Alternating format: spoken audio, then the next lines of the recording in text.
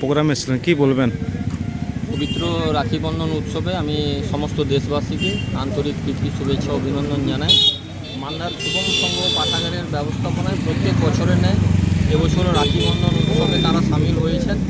রাখি বন্ধন উৎসব একটি সম্প্রীতির উৎসব, ভ্রাতৃত্বের বন্ধন এবং ভ্রাতৃত্বের মেলবন্ধনের উৎসব, যাতে আমরা একে অপরের পরিপূরক হয়ে যাতে আমরা এই উৎসবে সবাই একসঙ্গে সামিল হতে পারি, বাংলার কৃষ্টি সংস্কৃতি ঐতিহ্যকে আমরা ধরে রাখতে পারি।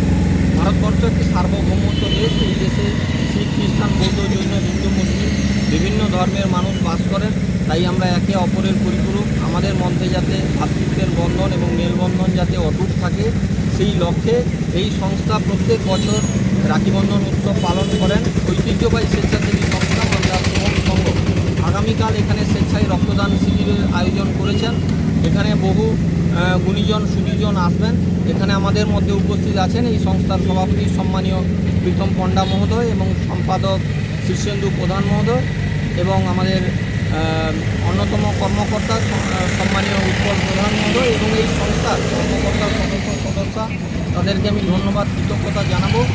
আগামীকাল আমি রামনগর বিধানসভাবাসীর কাছে আহ্বান জানাবো যে স্বেচ্ছায় রক্তদান শিবির হবে, আপনারা সবাই আসুন, জাতি ধর্ম বর্ণ নির্বিশেষে আমরা যাতে সবাই এই রক্তদান শিবিরে অংশগ্রহণ করি এবং আমরা যাতে এক ফোঁটা রক্ত একজন মুমূর্ষ রোগীকে বাঁচাতে সাহায্য করে। এই রক্তের কোনো বিকল্প নেই।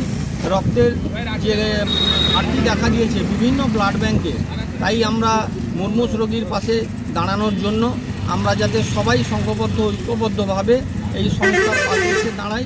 কারণ আপনারা জানেন যে রক্তের কোনো বিকল্প নেই। রক্ত আজ পর্যন্ত ভারতবর্ষ দূরের কথা বিশ্বের কোনো ল্যাবরেটরি কৃত্রিমভাবে তৈরি করতে পারেনি। তাই রক্তের প্রয়োজন হলে মানুষকেই রক্ত দিয়ে আর একজন মুমূর্ষ রোগীর পাশে দাঁড়াতে হয়।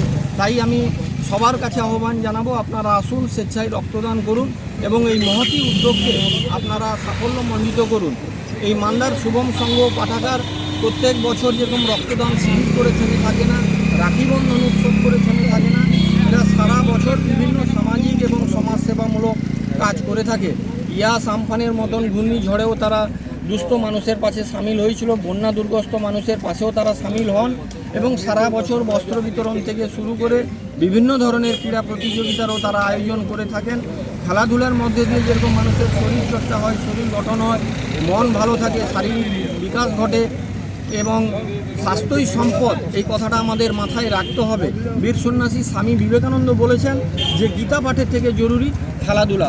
সেই খেলাধুলার কথা মাথায় রেখে তারা প্রত্যেক বছরই করেন। তাই এই সংস্থার এই উদ্যোগকে আমি ধন্যবাদ কৃতজ্ঞতা জানাবো। আগামী দিনে যাতে তারা রামনগর বিধানসভার বাসী সুখ দুঃখে থাকেন এবং আমার পক্ষ থেকে সব রকম সহযোগিতা এবং আমি পাশে থাকার অঙ্গীকার করছি। শুভ রাখি বন্ধন উৎসব সকলকে জানাই প্রীতি ভালোবাসা ও শুভেচ্ছা। আমাদের মালদার শুভম সংঘ পাঠাগার সকলকে সুস্থ থাকুন।